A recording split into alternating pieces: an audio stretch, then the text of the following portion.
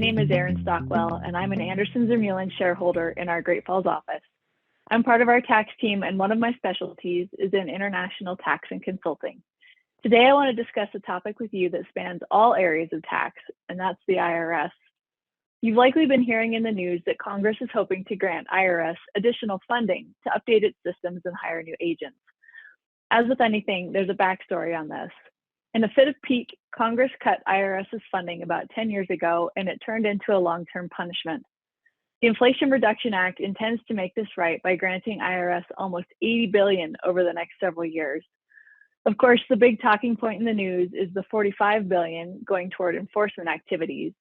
And people are really talking about the proposal to hire 87,000 new revenue agents.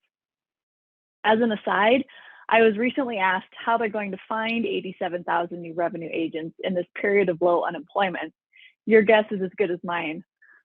What we in the profession are excited about is the roughly $30 billion going toward updating IRS's operations systems, e-file systems, and taxpayer services. They're currently operating on technology from the 80s and early 90s, and it shows. The pandemic highlighted how easily IRS could fall behind and become dysfunctional under their current method of operations. And this has made life very difficult for many taxpayers and tax professionals, both in this country and across the world.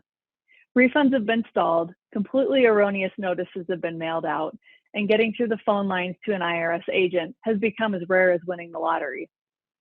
A revamp of their system will be a welcome change, and taxpayers will benefit. You may have noticed that your tax return is longer and more complicated than it was 15, 10, or even 5 years ago. And you've probably noticed that your CPA asks you more questions at tax time. There are a couple of reasons for this. First, the tax code is extremely complex these days, and more forms are required to report everything. Second, because the IRS has been underfunded and thus understaffed, they're requiring taxpayers to give them more information because they can't go out and collect it.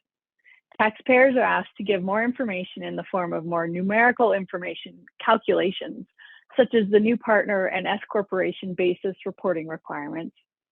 And they're also asking additional yes/no questions.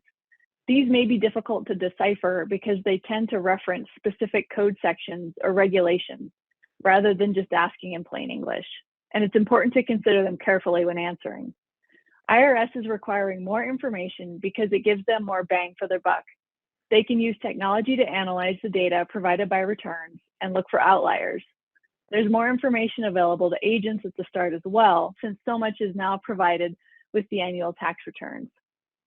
The request for voluminous amounts of information is especially prevalent anytime a U.S. taxpayer has any sort of international tax activity.